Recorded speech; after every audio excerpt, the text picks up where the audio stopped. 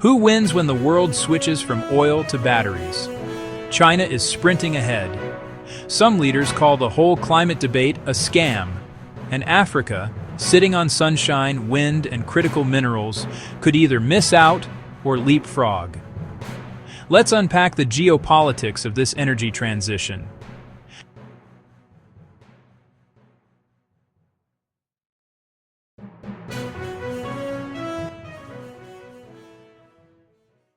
We'll explain 1. Where the shift is now. 2. Why China matters. 3. How political pushback and carbon market debates change the game. And 4. What African economies should do next.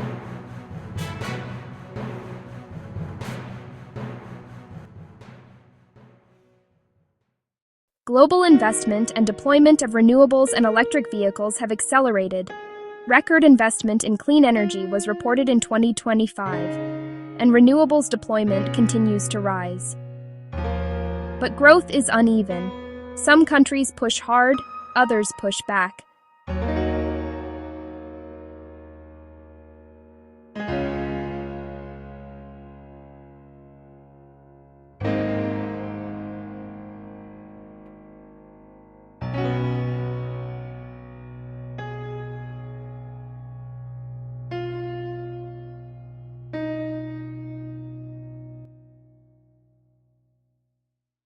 China isn't just an EV buyer. It's the factory of the world for batteries, cells, and electric cars. By 2024, China produced roughly 70% of global electric cars and accounted for nearly 2/3 of EV sales, making it the dominant industrial hub. That industrial scale gives China geopolitical leverage.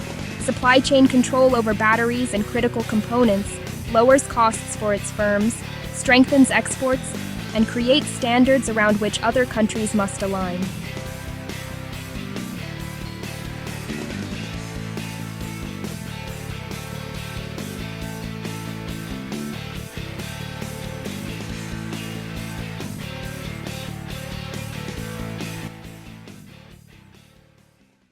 Not every powerful politician embraces the green transition.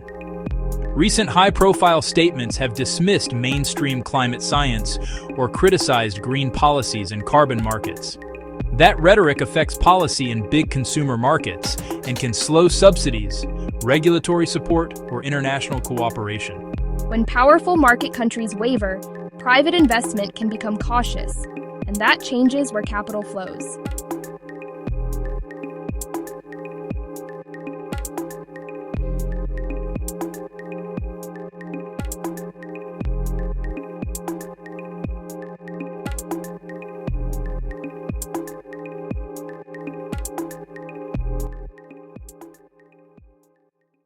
Carbon credits were pitched as a market mechanism to finance emissions reductions globally. But they're controversial. Concerns include quality, double counting, and whether credits simply allow richer countries to outsource emissions rather than cut them. Recent policy debates and reforms, post-COP discussions, aim to tighten rules, but skepticism remains.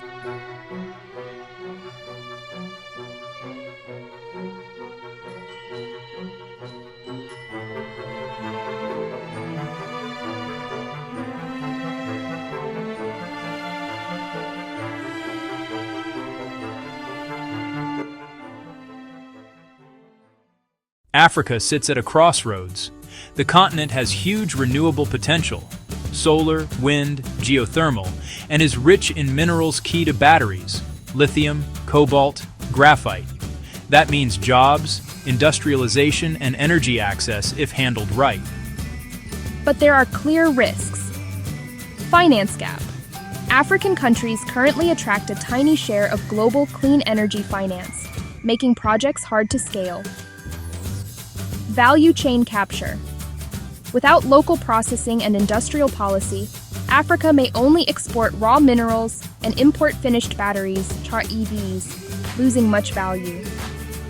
Political instability and policy risk. Shifting policies in big buyer countries can change demand, affecting export revenues.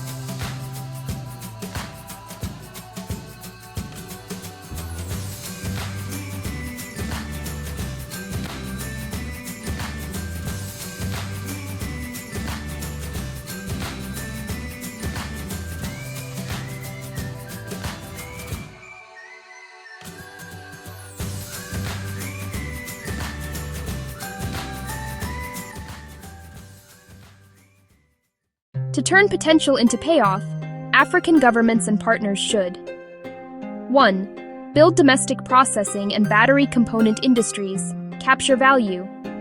2. Use climate finance to electrify grids and expand off-grid renewables for energy access. 3. Invest in workforce training for green jobs. 4. Negotiate fair terms in commodity contracts. Avoid mere raw exports. 5. Strengthen governance and transparent carbon project standards if using carbon finance. Yes, the green movement is still moving forward globally. Investment and deployment of renewables and EVs continue to grow. But it's not a straight line. Politics, finance, and geopolitics create bumps. The big question is distribution. Who gets the factories, jobs, and finance? That's where Africa can win or lose.